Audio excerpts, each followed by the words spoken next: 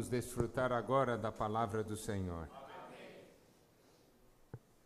Ontem nós falamos sobre o desejo que o Senhor tem. Cada vez que nós penetramos na palavra de Deus e conhecemos mais o que está no coração de Deus, isso nos move, isso nos comove. Conhecer mais o coração de Deus é um privilégio.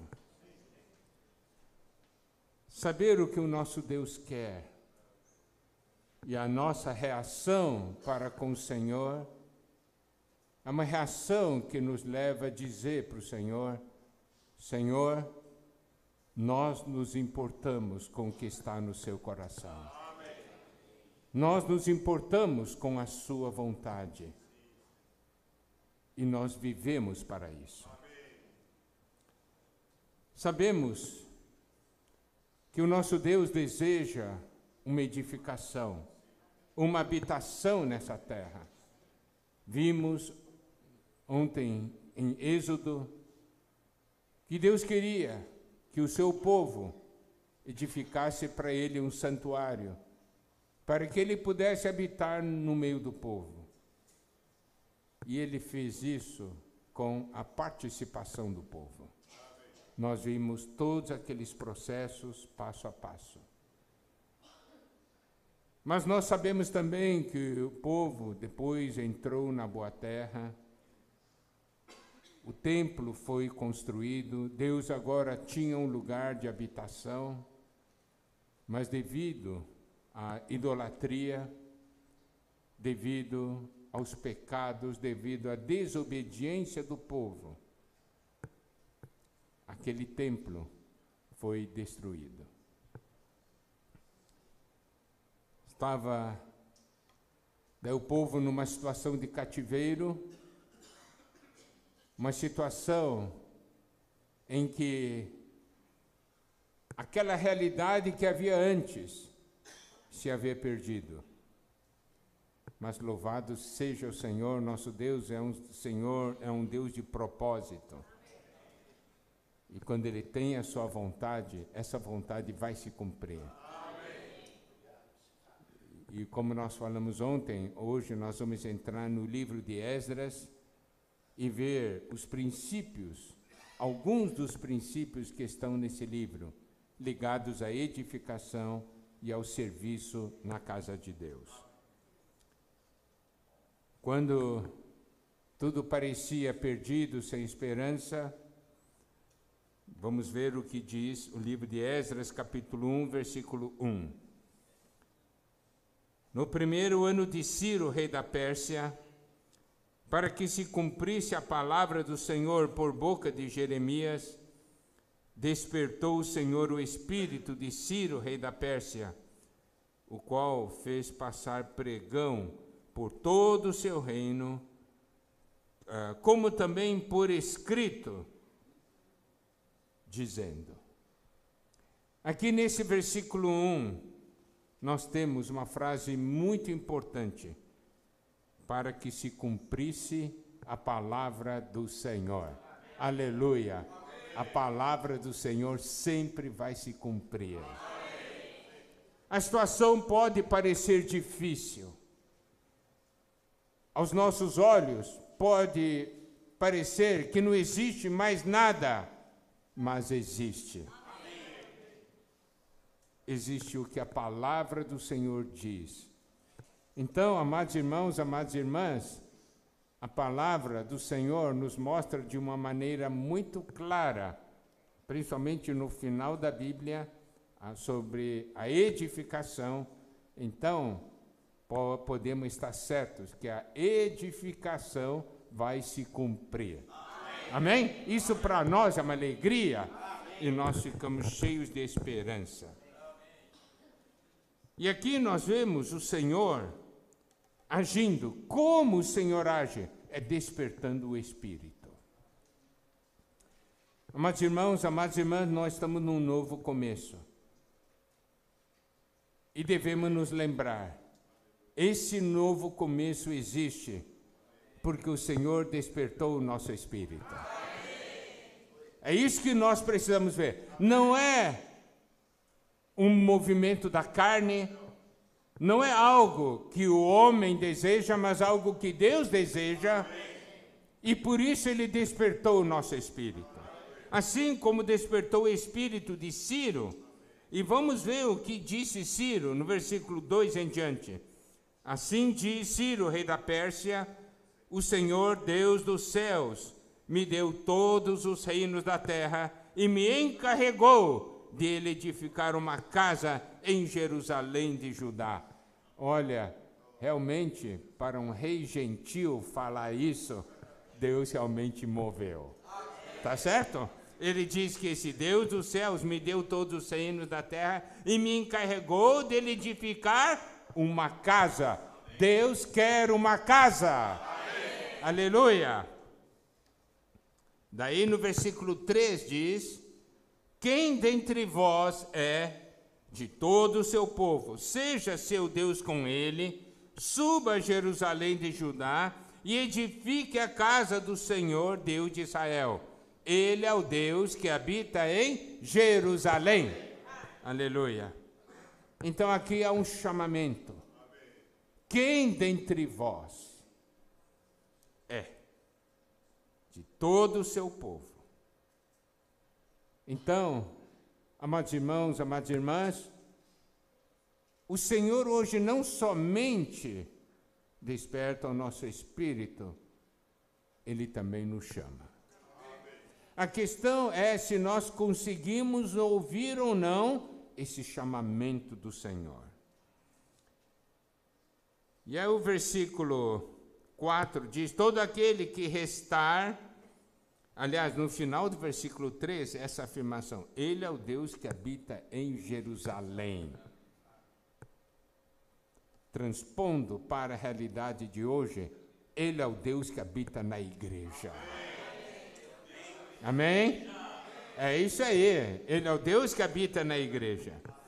Versículo 4 diz assim: todo aquele que restar em alguns lugares em que habita, os homens desse lugar o ajudarão com prata, ouro, bens e gado, afora as dádivas voluntárias para a casa de Deus, a qual está em Jerusalém. Aqui nós temos novamente aqueles princípios de as pessoas irão ofertar algo, tá certo? Para essa casa.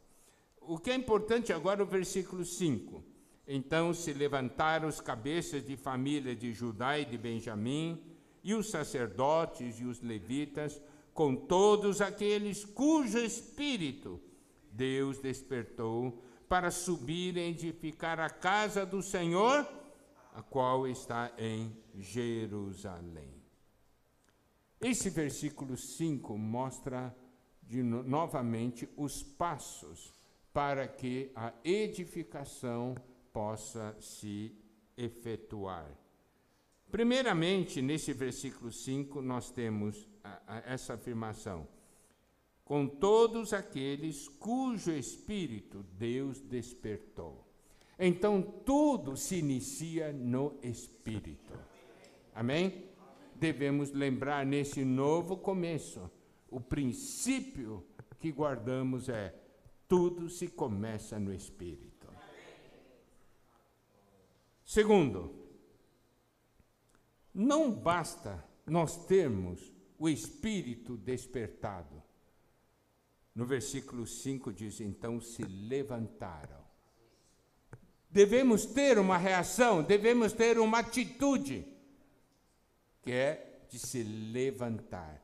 Não adianta eu ter o espírito despertado e continuar sentado e continuar passivo, porque existe um chamamento, existe uma expressão da vontade de Deus. A casa de Deus precisa ser edificada. Então, nós temos que nos levantar. Mas não é só isso. Aqui, esse versículo ainda diz o seguinte: levantar, aqui diz para subirem. Levantar é uma atitude. Agora há uma caminhada. Precisamos subir. Não é descer. É subir. Subir é fácil? Não. Descer é fácil. Mas subir não é fácil. E não basta só subir. Aqui diz para subirem a edificar. E o último passo é edificar. A visão que precisamos ter é o seguinte: nem todos os que tiveram seu espírito despertado se levantaram. Nem todos os que se levantaram subiram. Nem todos que subiram edificaram. Mas louvado seja o Senhor, porque há um grupo que teve o espírito despertado, se levantou, subiu e edificou. Agora, você pertence a qual grupo? Você pertence a qual grupo? Você está satisfeito em ter o espírito despertado? Puxa, é verdade mesmo, Deus quer uma habitação. Puxa, é verdade. E terminou. E não aconteceu mais nada. Você faz parte desse grupo? Ou você teve seu espírito despertado, se levantou, na conferência, você ficou alegre, agora vou me levantar. Se levanta. Volta para casa, fica ali ainda. Não sobe.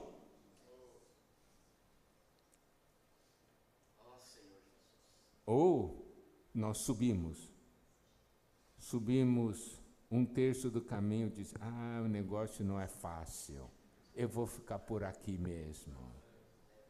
Andou metade do caminho, não é fácil, vou ficar por aqui mesmo, tem muitos problemas. Ou você faz parte daqueles que subiram e chegaram em Jerusalém. Mas chegando em Jerusalém, tem que pôr a mão na massa e edificar. Então vemos esses passos.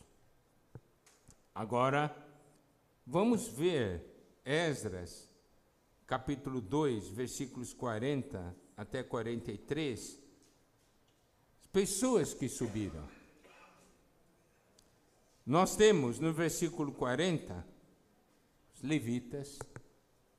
No versículo 41, nós temos os cantores. Versículo 42, nós temos os filhos dos porteiros. Versículo 43, nós temos os servidores. Está vendo? Deus faz subir. E nós somos aqueles que temos esses dons. Uns são levitas, outros cantores, outros porteiros, outros servidores. Todos são necessários.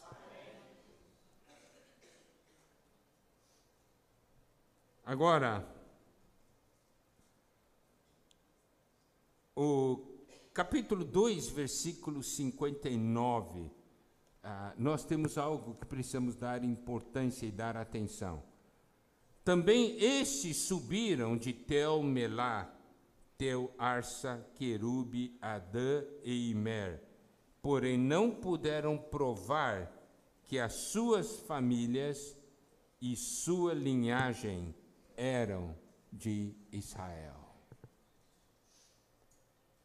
De que linhagem nós somos? Essa edificação é para ser realizada pelo povo de Deus. Irmãos, entenderam? Não é uma edificação para ser feita com pessoas do mundo. É uma edificação para ser feita com os filhos de Deus. Aqueles que podem provar a sua linhagem. Eu sou nascido de Deus. essa convicção, esse fato. Eu pertenço a uma linhagem que é a linhagem de Deus, a linhagem do povo de Deus, e eu tenho parte nessa edificação. Você defende ou não essa sua linhagem? Você ama ou não essa linhagem? Você deseja perder essa linhagem ou esconder a sua linhagem? Eu quero mostrar algo agora muito importante. Capítulo 2, versículo 61.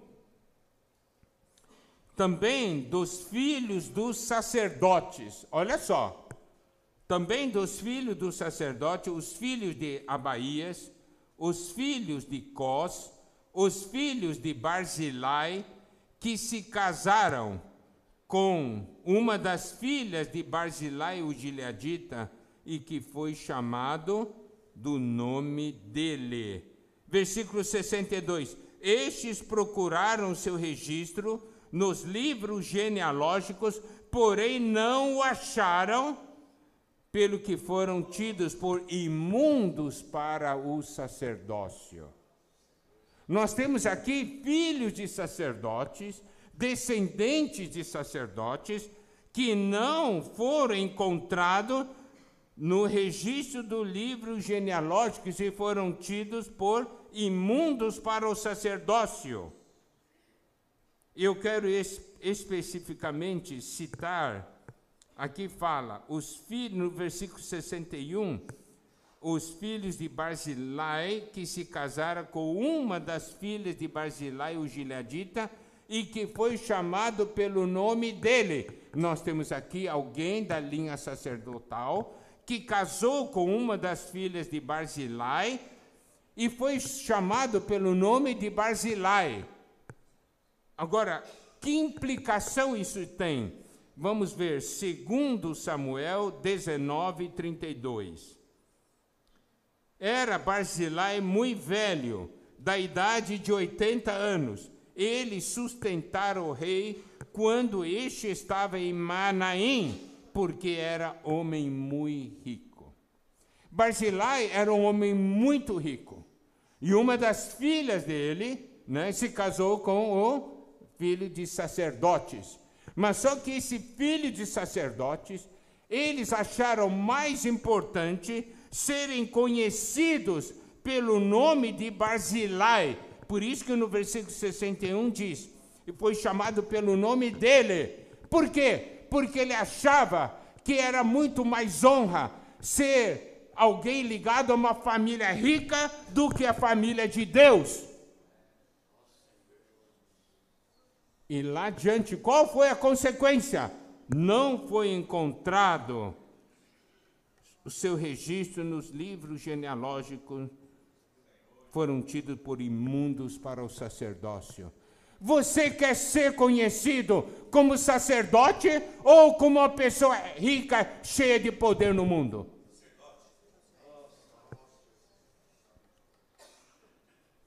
Ser sacerdote não traz fama no mundo. Ser chamado pelo nome de Barzilai, uau, família rica, tem muita coisa. Mas é imunda para o sacerdócio. Por quê? Porque ama mais o mundo do que a Deus. Nós todos somos sacerdotes, não é verdade? Mas por qual nome nós somos chamados? Qual nome que você se importa? Qual nome que você se importa que a sua casa seja chamada? Pelo nome de Barzilai?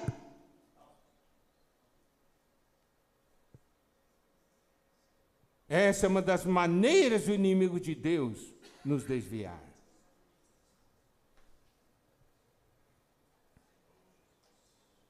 Eu não quero ser considerado imundo para o sacerdócio, porque servir a Deus é uma honra.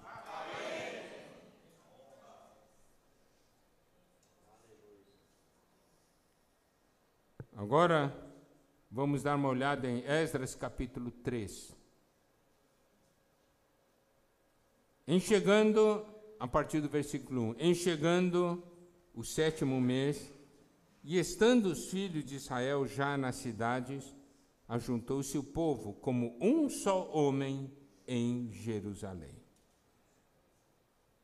Levantou-se Jesua, filho de Josadaque, e seus irmãos, sacerdotes, e Zorobabel, filho de Sealtiel, e seus irmãos, e edificaram o altar do Deus de Israel, para sobre ele oferecerem holocaustos, como está escrito na lei de Moisés, homem de Deus. Versículo 3, firmaram o altar sobre as suas bases, e ainda que estavam sob o terror dos povos de outras terras, ofereceram sobre ele holocaustos ao Senhor de manhã e à tarde. Celebraram a festa dos tabernáculos, como está escrito, e ofereceram holocaustos diários, segundo o número ordenado para cada dia. Depois disto, o holocausto contínuo e o sacrifício das festas da lua nova e de todas as festas fixas do Senhor, como também os dos que traziam ofertas voluntárias ao Senhor. Desde o 1º dia do 7º mês, começaram a oferecer holocaustos ao Senhor, porém ainda não estavam postos os fundamentos do templo do Senhor. Deram, pois, o dinheiro aos pedreiros e aos carpinteiros, como também comida, bebida e azeite aos sidônios e tírios, para trazerem do Líbano madeira de cedro ao mar, para Jope, segundo a permissão que lhes tinha dado Ciro, rei da Pérsia. O que nós podemos ver aqui, amados irmãos, é que antes de construir a casa de Deus, antes de edificar o templo, foi restaurado o altar. Existe um processo, uma ordem na edificação. Sem altar não existe edificação. E nós sabemos que o altar tipifica a cruz. Sem cruz não há edificação. Sem a obra da cruz não há comunhão com Deus. Então, queridos irmãos, queridas irmãs, nós que estamos envolvidos na edificação da casa de Deus, nós temos que ter a visão que tudo se inicia na cruz. Porque é na cruz que nossas diferenças são tratadas. Porque é na cruz que nós temos o nosso velho homem terminado. A cruz é o grande filtro do universo. Existe o antes da cruz e existe o depois da cruz. O que está depois da cruz é de ressurreição, é de vida, é real, é autêntico.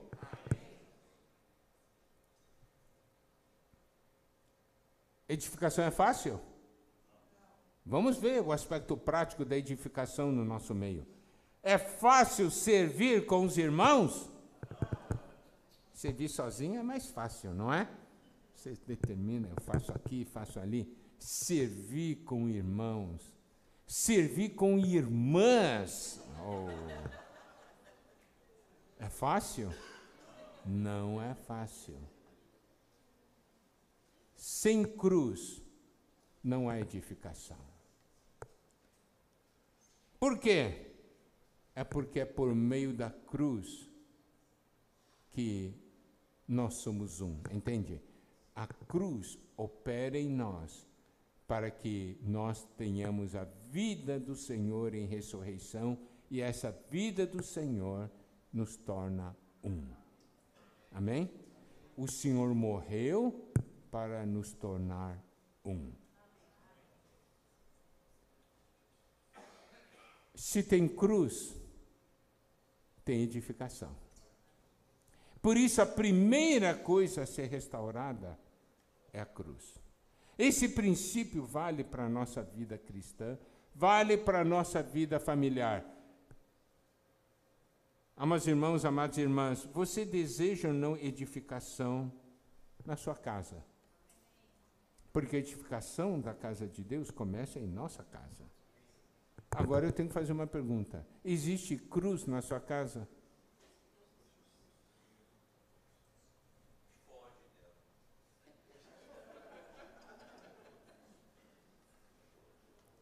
Até no local de reunião, a gente pode ser, de vez em quando a gente toma cruz, não é por quê? Porque está na reunião, está na frente dos irmãos. Mas em casa, quem deseja ir para a cruz?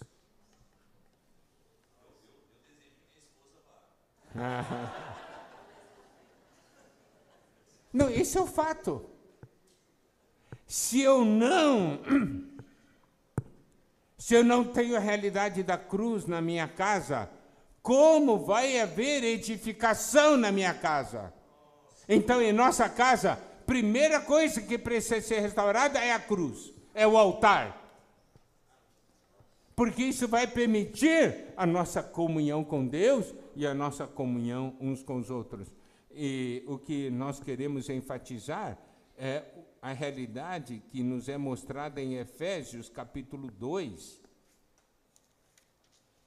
Efésios, capítulo 2, a partir do versículo 11, mostra o que o Senhor fez para unir dois povos.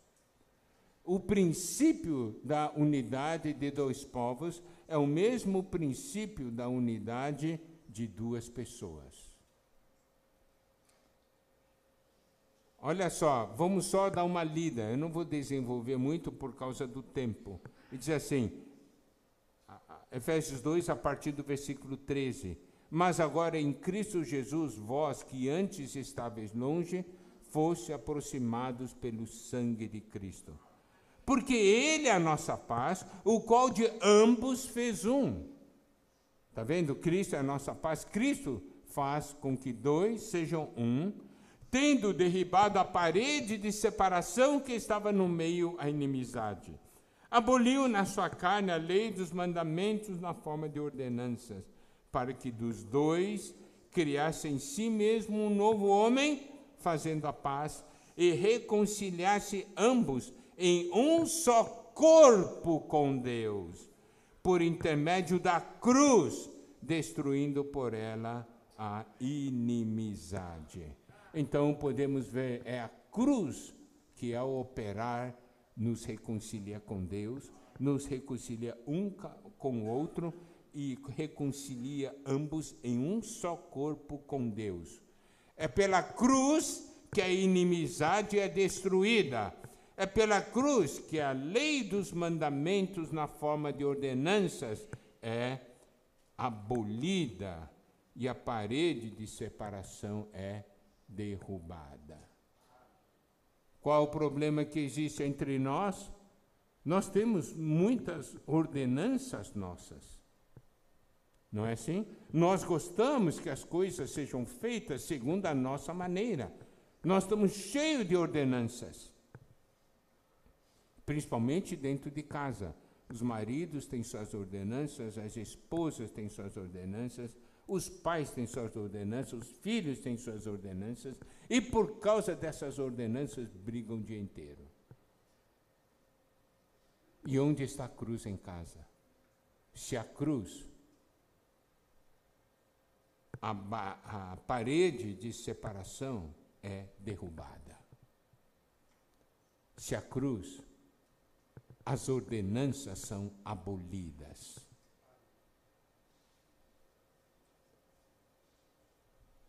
Pela cruz, nos tornamos um. Você vê a importância da restauração do altar, em primeiro lugar? Nós queremos que a igreja em Bauru seja edificada ou não? Amém. A grande pergunta é, onde está a cruz?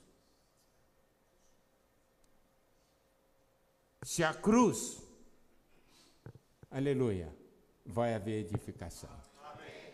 Se não a cruz, vai haver somente um amontoado de irmãos, sem edificação.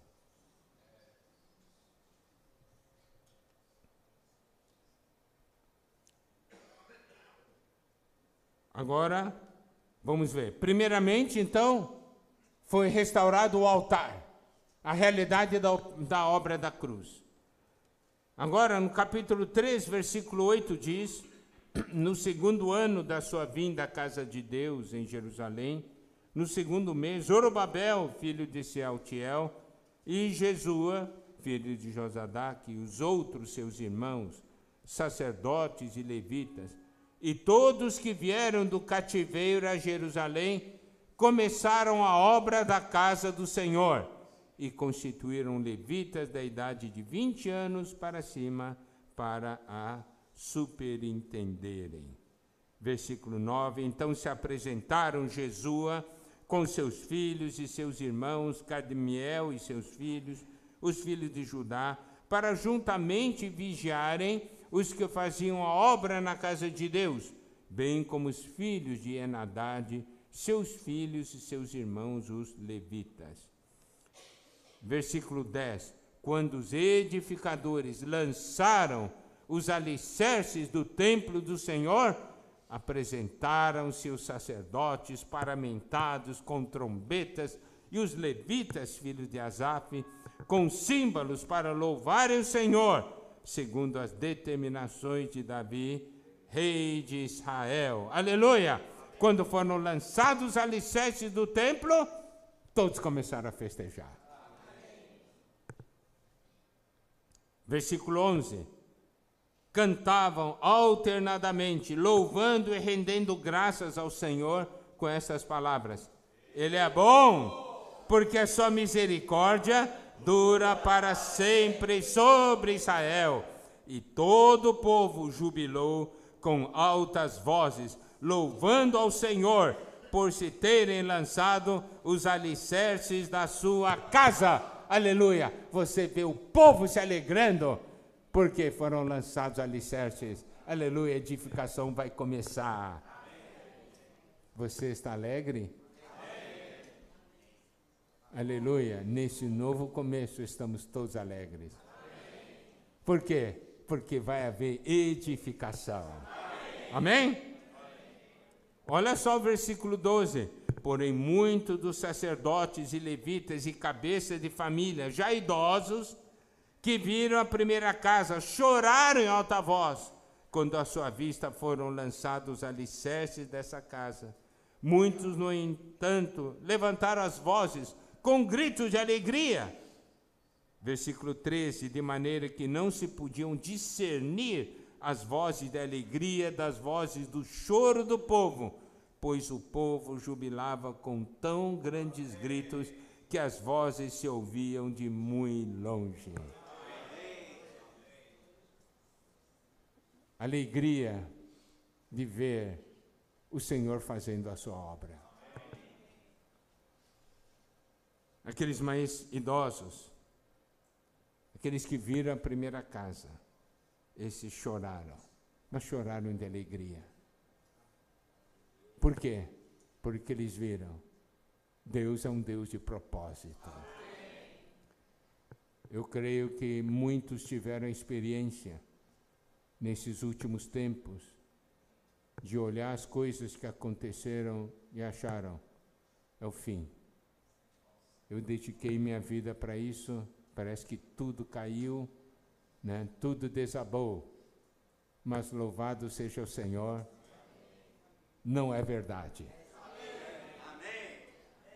Porque o Senhor está operando. Amém? Por isso nós o enchemos de alegria.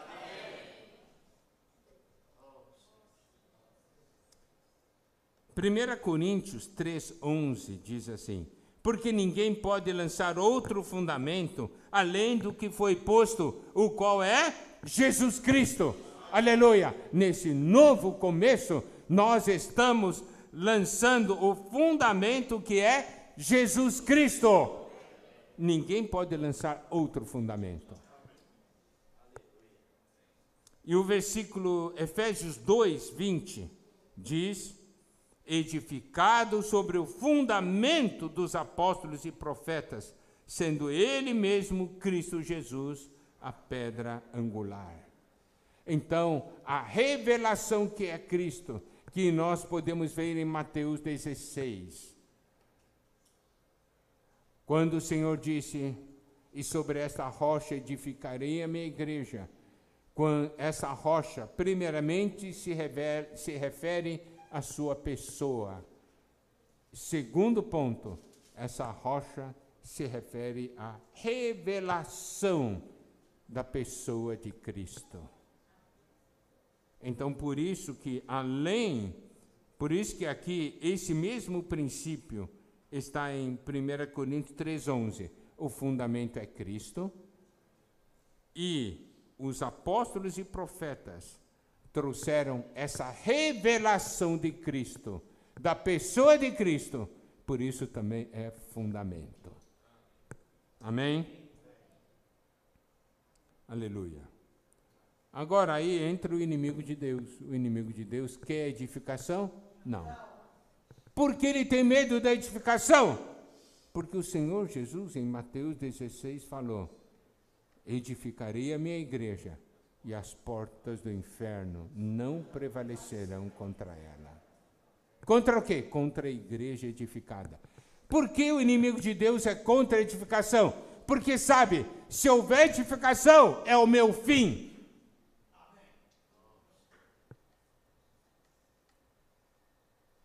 Satanás não tem medo de que a Igreja Mouru pode ter 100, 200, 500 mil irmãos, 2 mil, 3 mil, 5 mil. Ele não se importa muito com isso. Agora, se a edificação, ele diz, epá, agora é o meu fim. Porque eu não posso contra a igreja quando há edificação. Você entende por que o inimigo de Deus quer impedir você de participar da edificação?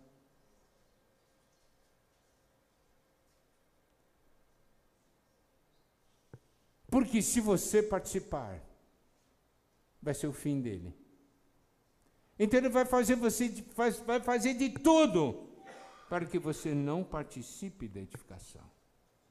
Olha só, vamos dar uma olhada, Esdras capítulo 4, versículos 1 a 3.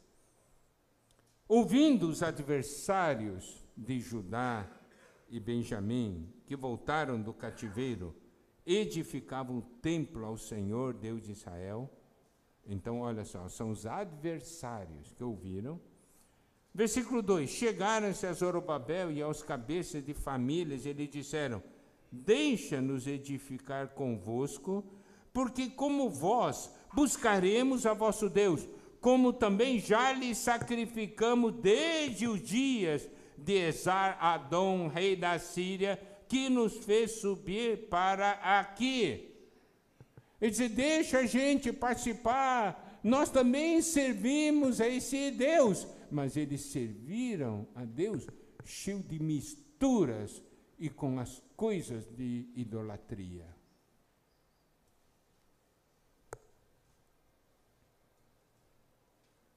Daí, versículo 3 diz, porém Zorobabel, Jesua e os outros cabeças de família lhe responderam, nada tendes conosco na edificação da casa a nosso Deus.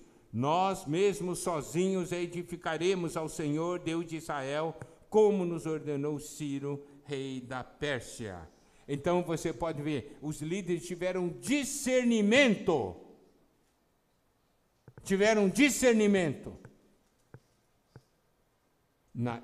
A edificação da casa de Deus não aceita mistura. Porque o princípio espiritual a edificação é feita com Cristo, que nós temos. Não pode ter Cristo mais Adão.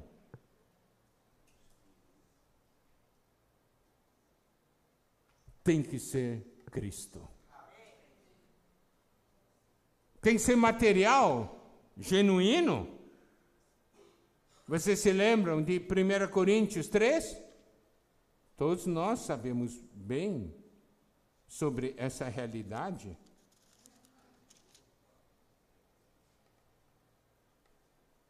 1 Coríntios 3, versículo 10. Segundo a graça de Deus que me foi dada, lancei o fundamento como prudente construtor, e outro edifica sobre ele. Porém, cada um veja como edifica. Porque ninguém pode lançar outro fundamento além do que foi posto, o qual é Jesus Cristo. Então, fundamento é só Jesus Cristo. Agora, 12. Contudo, se o que alguém edifica sobre o fundamento é ouro, prata, pedras preciosas, madeira, feno e palha, manifesta se tornará obra de cada um, pois o dia demonstrará. Daí fala sobre a obra ser testada pelo fogo. Não é uns negócios, oba! Vamos edificar. O que você traz? Tem ouro, prata e pedras preciosas.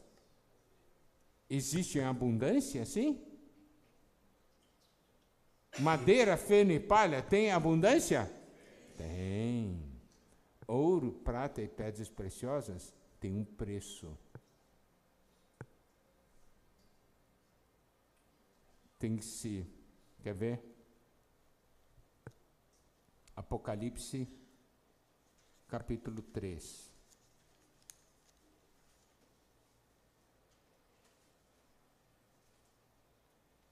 Versículo 17. Pois dizes, estou rico e abastado, não preciso de coisa alguma, e nem sabes que tu és infeliz, sim, miserável, pobre, cego e nu.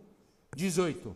Aconselho-te que de mim compres ouro refinado pelo fogo para te enriqueceres, vestiduras brancas para te vestires, a fim de que não seja manifesta a vergonha da tua nudez, e colírio para ungires os olhos, a fim de que vejas.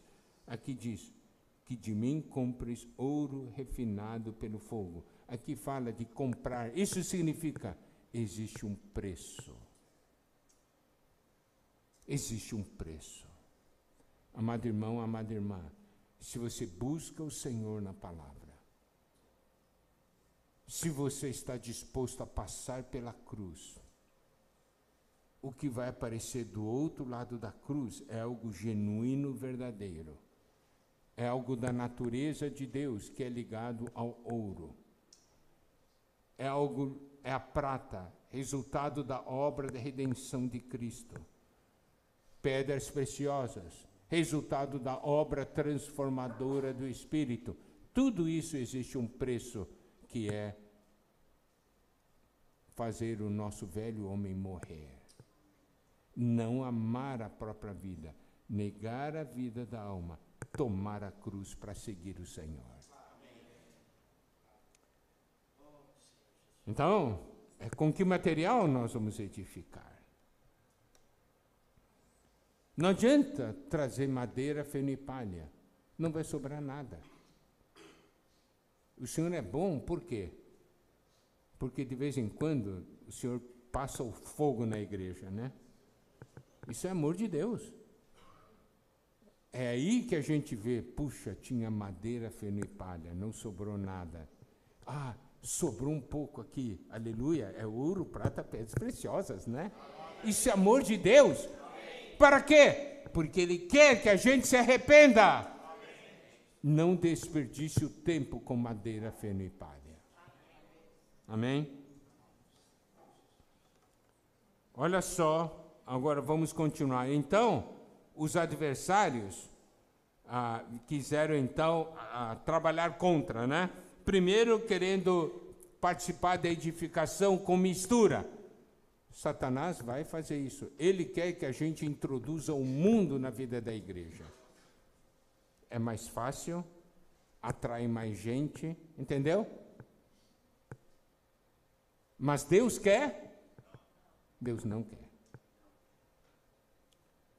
Então, como os líderes rejeitaram, olha só o que os versículos 4, 5 e 6 nos dizem. Então as gentes da terra desanimaram o povo de Judá, inquietando-o no edificar. Alugaram contra eles conselheiros para frustrarem o seu plano.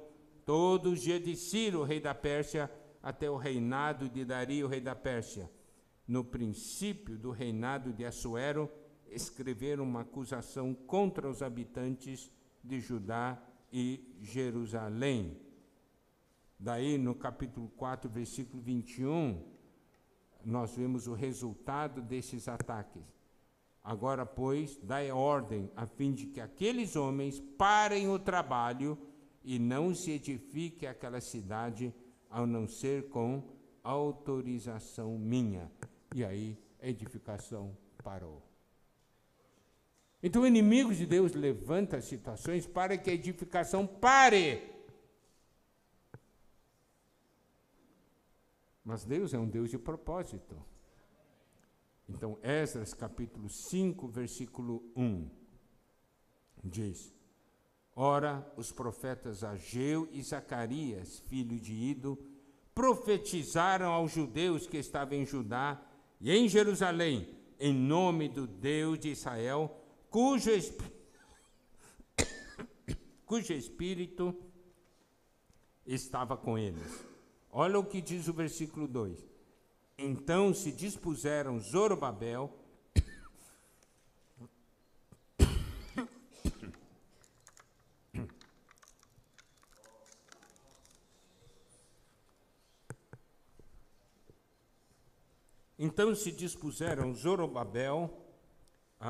filho de Sealtiel, e Jesua, filho de Josadaque, e começaram a edificar a casa de Deus, a qual está em Jerusalém, e com eles os referidos profetas de Deus que os ajudavam. Agora vamos dar uma olhada no livro de Ageu.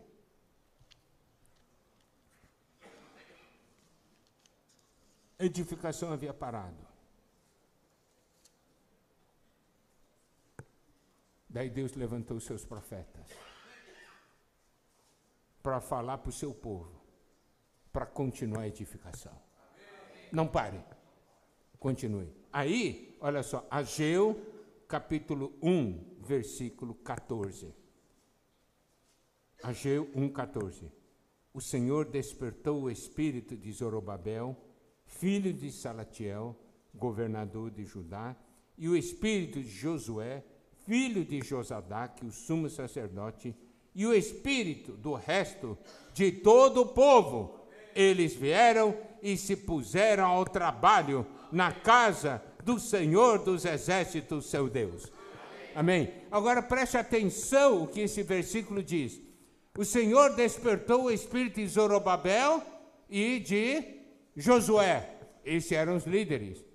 Mas foi só isso? Não. Despertou o espírito só dos líderes? Não. Aqui diz o espírito do resto de todo o povo. Porque essa edificação é para ser feita com todos nós. Aqui nos mostra que é possível que a gente participe da edificação e por causa das diversas situações, a gente para. Entendeu? É possível que a gente pare. Daí passamos. Muitas vezes eu tenho comunhão com o irmão. Meu irmão, como está você? Ele diz, olha, no passado eu era bem ativo. Hoje estou paradão.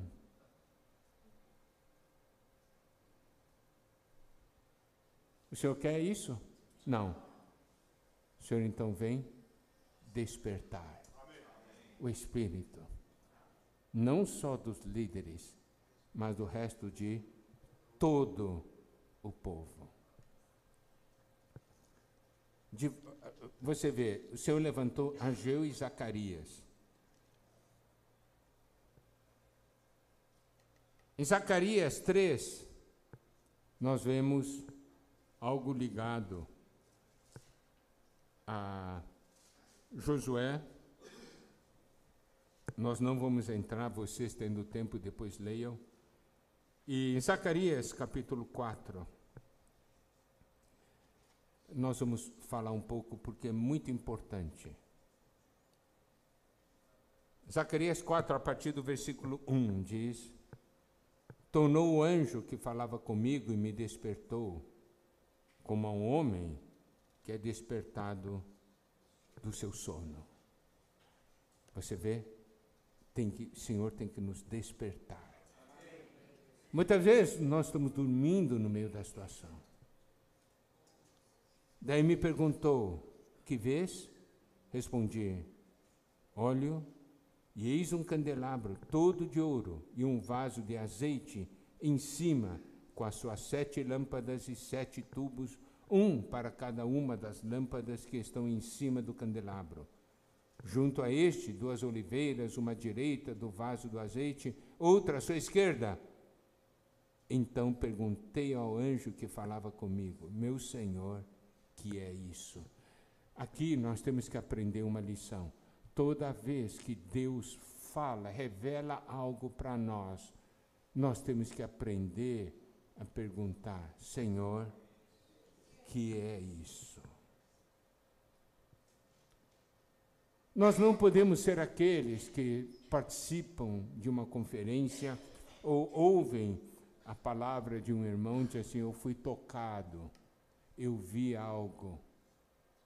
É importante nós termos uma reação diante do Senhor e irmos diante do Senhor. Senhor, o que é isso?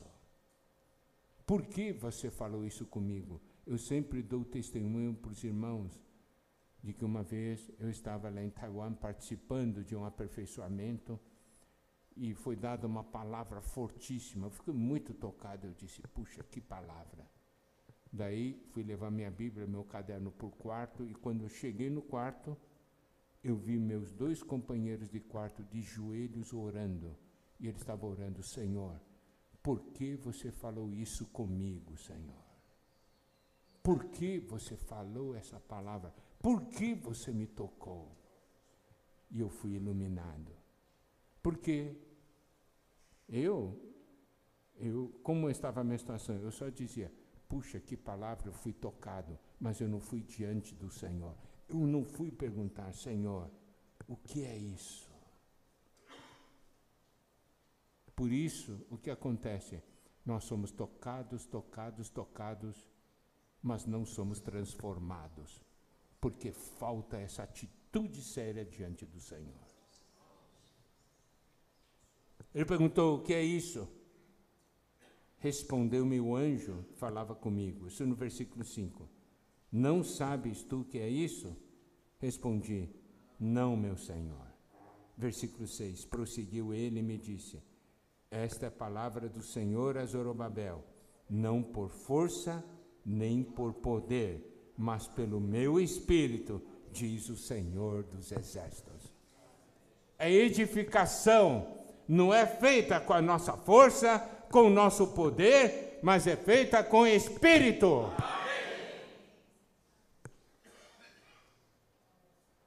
E ainda mais, versículo 7, quem és tu, ó grande monte? Isso quer dizer o quê? Nessa caminhada de edificação, nós vamos encontrar obstáculos. Nós veremos grandes montes diante de nós, intransponíveis. Aqui diz, quem és tu, ó grande monte? Diante de Zorobabel serás uma campina. Tem grande monte na frente, pelo Espírito, esse monte vai ser removido. Vai virar campina. E olha só, diante de Zorobabel serás uma campina, porque ele colocará pedra de remate em meio a aclamações. Haja graça e graça para ela. Significa a obra vai se concluir. Vai ser colocada a pedra de remate. Amados irmãos, amadas irmãs, a edificação vai ocorrer. Mas temos que ver, não é por força nem por poder, mas é pelo Espírito do Senhor. Então, olha a importância de nós estarmos no Espírito, a importância de nós servirmos no Espírito. Algumas vezes estamos na carne, mas louvado seja o Senhor porque existe a cruz. Quando aplicamos a cruz, termina a carne, aparece o Espírito. Amém?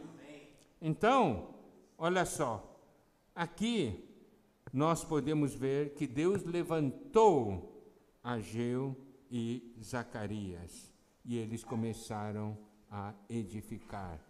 Olha só o capítulo 5, versículo 3. Nesse tempo veio a eles Tatenai, governador daquém do Eufrates, e Setar-Bozenai e seus companheiros, e assim lhes perguntaram: quem vos deu ordem para edificar essa casa, para restaurar esse muro? Perguntaram-lhe mais: quais são os nomes dos homens que constroem esse edifício? Porque o rei havia dado uma ordem, não é isso? Para parar a construção. Mas que o Senhor levantou os profetas, falaram para eles: diga para o povo, para que edifiquem, não dê atenção a essa ordem do rei. Por quê? Porque essa construção, essa edificação, foi dada por ordem lá do rei Ciro, não foi? Só que as coisas, os documentos, as coisas se perderam, ninguém sabia disso. Daí eles perguntaram: quem? Olha só o versículo 5. Porém, os olhos de Deus estavam sobre os anciãos dos judeus, de maneira que não foram obrigados a parar até que o assunto chegasse a Dario e viesse resposta por carta sobre isso. Daí, o capítulo 6 fala que Tatenai então escreveu uma carta, tá certo? Para o Dario. E o que aconteceu?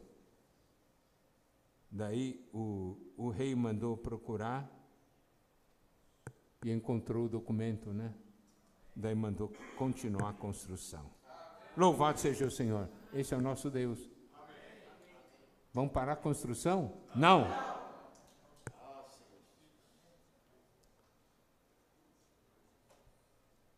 E o que aconteceu? Vamos ver aqui. Capítulo 6, versículo 14. Os anciãos dos judeus iam edificando e prosperando em virtude do que profetizaram os profetas Ageu e Zacarias, filho de Ido. Edificaram a casa e a terminaram, segundo o mandado do Deus de Israel e segundo o decreto de Ciro, rei de Dario e de Artaxerxes, rei da Pérsia.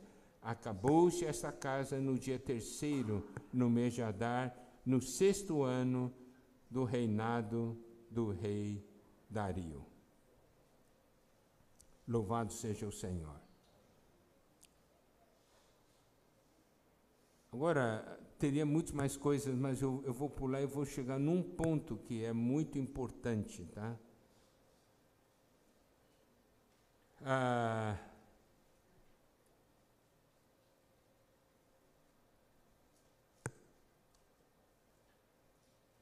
Então, Deus manda, o rei manda, tá? Esdras capítulo 7.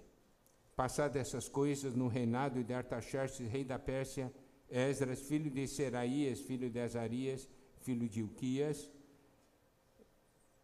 isso no versículo 1. Versículo 5, filho de Abisua, filho de Finés, filho de Eleazar, filho de Arão, sumo sacerdote, este Esdras subiu da Babilônia.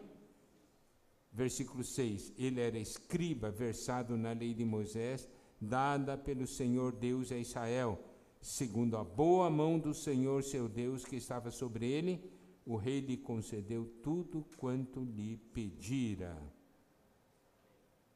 Esdras capítulo 7, versículo 8. Esdras chegou a Jerusalém no 5º mês, no 7º ano deste rei.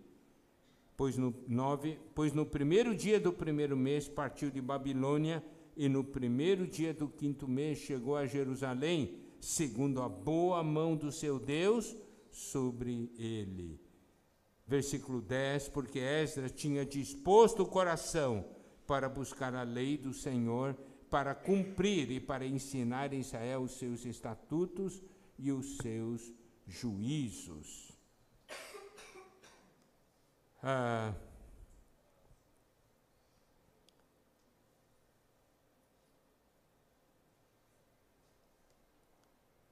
Olha só agora o que está aqui, ó. Esdras capítulo 7, versículo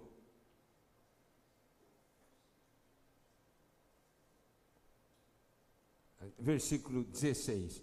Assim, a prata e ouro que achares em toda a província da Babilônia, com as ofertas voluntárias do povo e dos sacerdotes oferecidas espontaneamente para a casa de seu Deus, a qual está em Jerusalém. Portanto, diligentemente comprarás com esse dinheiro novilhos e carneiros e cordeiros e tal. Então, nós podemos ver que o rei então mandou Esdras ir levando muitas coisas para a edificação e também para, na verdade, ornar a casa de Deus e que está ali em Jerusalém. Tá, agora, daí no versículo 25, nos mostra que o rei ordenou a Esdras para que nomeasse magistrados e tal. Agora, o que eu quero que os irmãos vejam, o seguinte, é o capítulo 8, versículo 15, conta a jornada dele para Jerusalém. Ajuntei-os perto do rio, que corre para Ava, onde ficamos acampados 3 dias, passando revista ao povo e aos sacerdotes, não tendo achado nenhum dos filhos de Levi. Daí, ele vai e chama os filhos de Levi. Então, você pode ver, ele estava indo, mas ele estava preocupado com o serviço da casa de Deus. Não tinha levitas, então ele mandou chamar os levitas. O versículo 21. Então, apregoei ali um jejum junto ao rio Ava, para nos humilharmos perante o nosso Deus, para lhe pedirmos jornada feliz para nós, para nossos filhos e para tudo que era nosso Deus. Olha o versículo 22. Porque tive vergonha de pedir ao rei exército e cavaleiros para nos defenderem do inimigo no caminho, porquanto já lhe havíamos dito, a boa mão do nosso Deus é sobre todos os que o buscam, para o bem deles, mas a sua força e a sua ira contra todos os que o abandonam. Então eles haviam dito para o rei, Deus é conosco. Então, olha só, ele era coerente. Deus é conosco. Mas você manda um exércitozinho para nos ajudar? Espera aí. Você compreendeu? Eu tinha vergonha. Eu já falei que Deus iria com a gente. Agora eu vou pedir um exército? Daí o rei vai perguntar, espera aí, que Deus é esse aí que você tem? Precisa de uma ajuda do meu exército? Qual foi o caminho? Jejuaram, se humilharam e pediram para Deus guardar. Jejum e oração. Irmãos, essa jornada há perigos, mas como se vence os perigos da jornada?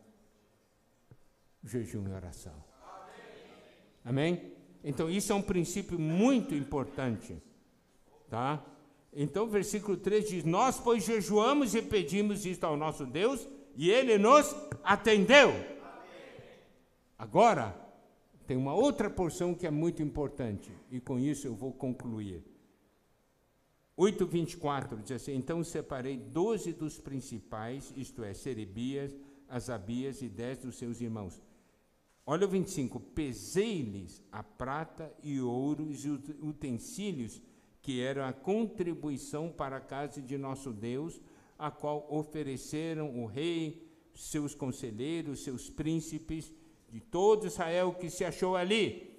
26, entreguei-lhes nas mãos 650 talentos de prata, em objeto de prata, 100 talentos, além de 100 talentos de ouro. Daí ele vai enumerando as coisas, né?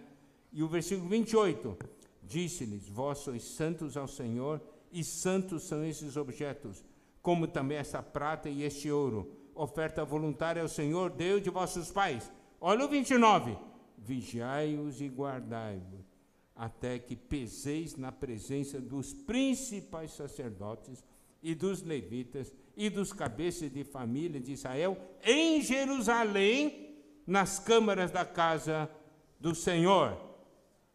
Então receberam os sacerdotes e os levitas o peso da prata e do ouro, os objetos, para trazer a Jerusalém a casa do nosso Deus. Então, olha só, foi entregue, estou entregando isso, e foi pesado, né? Isso aqui vocês vão levar. vocês vão cuidar. Daí nós lembramos do que Paulo falou para Timóteo, não é? Ali em 2 Timóteo, capítulo 1, versículo 12, a segunda parte. Eu sei em quem tenho crido, e estou certo de que Ele é poderoso para guardar o meu depósito até aquele dia. E, versículo 14, guarda o bom depósito, mediante o Espírito Santo que habita em nós. Nós nos depositamos ao Senhor, e o Senhor se deposita em nós. E nós precisamos do Espírito para guardar esse depósito. Isso quer dizer o quê? O Senhor pesou e entregou. Entrego a você. Guarda. E tá pesadinho, e foi pesado. Certo? Olha só, capítulo 8, versículo 31. Partimos do rio Ava, no dia 12 do primeiro mês, a fim de irmos para Jerusalém, e a boa mão do nosso Deus estava sobre nós, livrou-nos das mãos dos inimigos e dos que nos armavam ciladas pelo caminho. Teve a ação de inimigos? Teve. Teve cilada? Teve, mas Deus guardou. Amém? Esse é o nosso Deus. E olha o 32, chegamos a Jerusalém, repousamos ali 3 dias. Versículo 33. No 4º dia, pesamos na casa do nosso Deus, a prata, o ouro, os objetos, entregamos a Meremote, tal. Versículo 34. Tudo foi contado e pesado, e o peso total imediatamente registrado. Aleluia. Amados irmãos, amadas irmãs, uma porção lhe foi entregue nessa caminhada. Guarda esse depósito. Um dia, você, na frente do Senhor, diz: Senhor, tudo que você me confiou está aqui. Poder prestar contas. Amém? Há muitas coisas, mas nós não temos jeito de abordar tudo, né? Mas eu creio que esses são os itens importantes para o momento atual que nós vivemos. Que o Senhor possa abençoar a todos, guardar as igrejas em toda essa região e que haja edificação. Jesus é o Senhor. Amém.